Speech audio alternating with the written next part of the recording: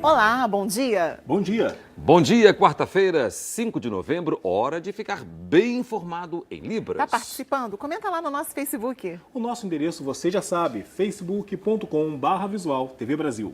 Direto do Rio de Janeiro, o Visual começa agora.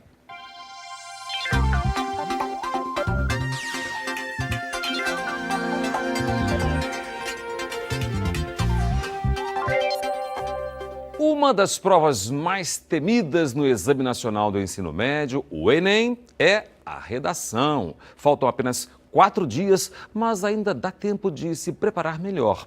Uma dica é estar bem informado, já que o tema pode estar ligado à atualidade, né, Cláudia? Pois é, por isso é recomendado ler jornais e revistas. A prova de redação está marcada para domingo, dia 9, o segundo dia do Enem. O aluno vai ter 5 horas e 30 minutos para escrever o texto e fazer também as provas de linguagens, códigos e matemática. Para Laura, o tempo pode ser um problema. O tempo, eu acho que é o meu maior inimigo agora. Mas a gente tem se preparado, né? A gente discute sobre os temas.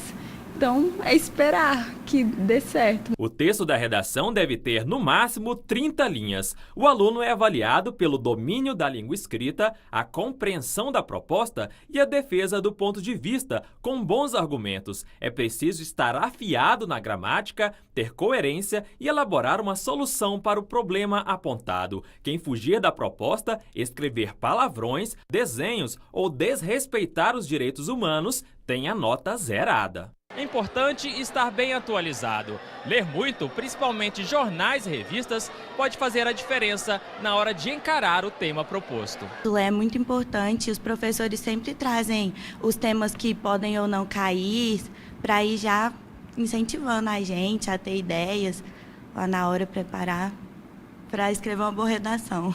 O tema da redação do ano passado foi sobre a implantação da lei seca no Brasil. Este professor arrisca os assuntos que podem cair no domingo. A condição social da mulher no mundo contemporâneo é um assunto que me chama muito a atenção.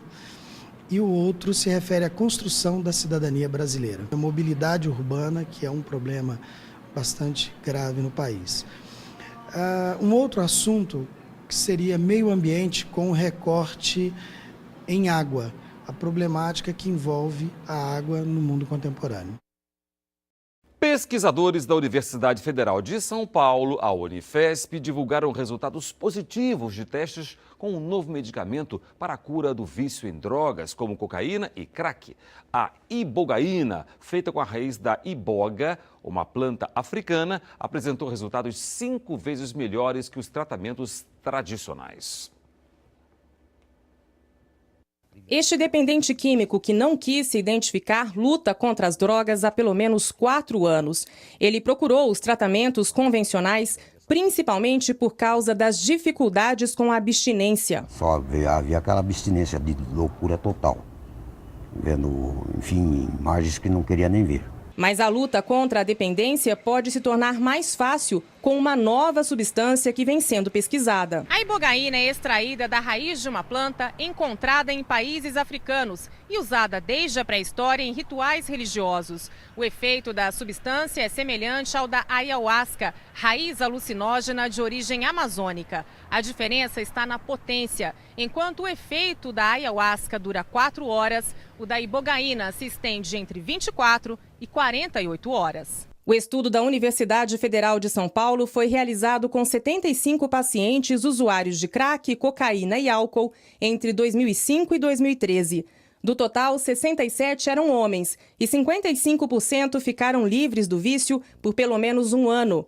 Entre as 8 mulheres, o tratamento com ibogaína foi bem sucedido para todas. Já as terapias convencionais têm uma taxa de sucesso que varia entre 5% e 10%. Esta psicóloga, uma das responsáveis pela pesquisa, explica que antes de iniciar o tratamento, o dependente tem de estar abstinente por um período entre 45 e 60 dias. E a partir do momento que esse uso dessa substância é realizado e posteriormente tenha um acompanhamento psicoterápico, favorece que o indivíduo crie novos projetos de vida. Além da substância tirar a fissura da droga que o indivíduo tem compulsão, ele vai favorecer essa criação de novos projetos. Bom dia! Quarta-feira de decisões no futebol brasileiro. No Equador, o São Paulo tenta seguir adiante na Copa Sul-Americana, que vale não só um título internacional, como uma vaga na fase de classificação na Copa Libertadores. O tricolor paulista enfrenta o Emelec e tem a vantagem de ter vencido o primeiro jogo em São Paulo por 4-2. Pode até perder por um gol de diferença que se classifica. Por aqui, 4 equipes fazem o jogo da volta pelas semifinais da Copa do Brasil. Na Vila Belmiro, o Santos recebe o Cruzeiro. O time mineiro, que lidera com folgas o Campeonato Brasileiro, venceu em Belo Horizonte por 1-0 e pode empatar para ficar com a vaga na decisão. O Santos precisa da vitória por 2 gols de diferença. Se o placar se repetir, a decisão da vaga será nos pênaltis. Isso também pode acontecer em Belo Horizonte, onde o Atlético Mineiro recebe o Flamengo. Mas o time carioca fez 2-0 no Maracanã e tem vantagem um pouco maior. Pode perder por um gol de diferença, empatar ou até perder por 2 gols, desde que marque ao menos um no jogo desta noite. Ninguém é favorito e o certo é que qualquer que seja a final, ela será emocionante. Até a próxima!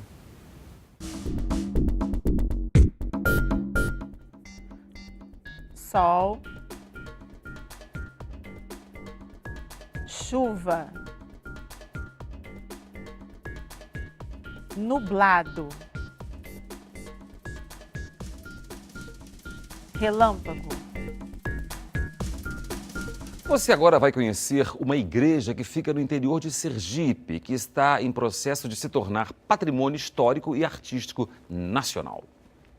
A pequena e calma Maruim é uma das menores cidades do estado de Sergipe. O município fica distante da capital Aracaju, 30 quilômetros. Pouco mais de 16 mil habitantes convivem aqui, segundo o censo realizado pelo IBGE em 2010. A maioria das famílias sobrevive do comércio e da agricultura. E é aqui onde se encontra o futuro patrimônio artístico nacional. Será o primeiro da cidade e o 27º de Sergipe, um verdadeiro palácio da religiosidade católica. A igreja Nosso Senhor dos Passos é do século XIX.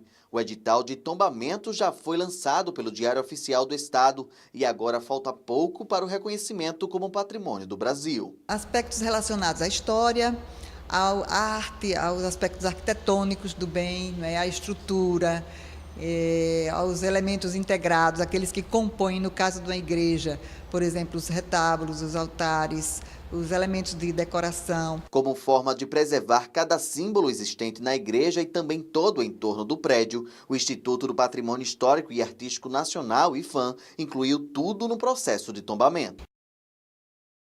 A arquitetura de estilo barroco impressiona pelo capricho. Tudo é talhado na madeira. Observe os contornos do altar.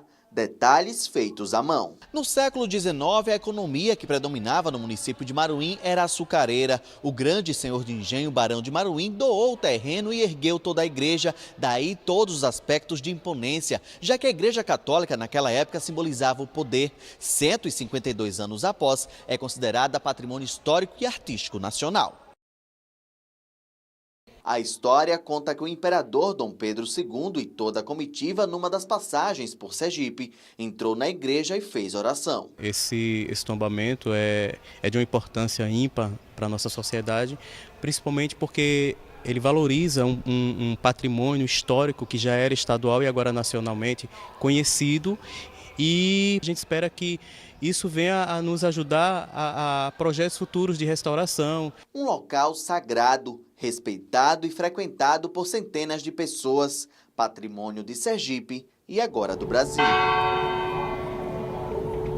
A natação brasileira tem atletas que entraram para a história dos Jogos Olímpicos, como César Cielo, Fernando Scherer e Gustavo Borges. Este último virou até nome de metodologia de ensino de natação. E os baianos estão gostando da atividade.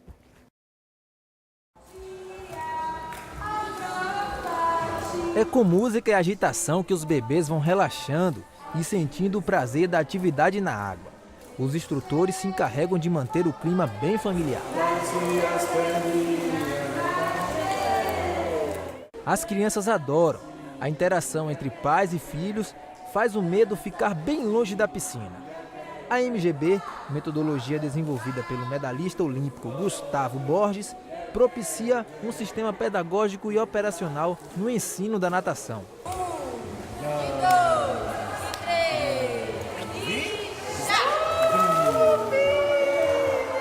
O benefício é aumentar a socialização da criança, estimular a parte motora, as habilidades motoras da criança. No bebê em específico, é inibir o reflexo junto com a educação, junto com o aprendizado da movimentação voluntária.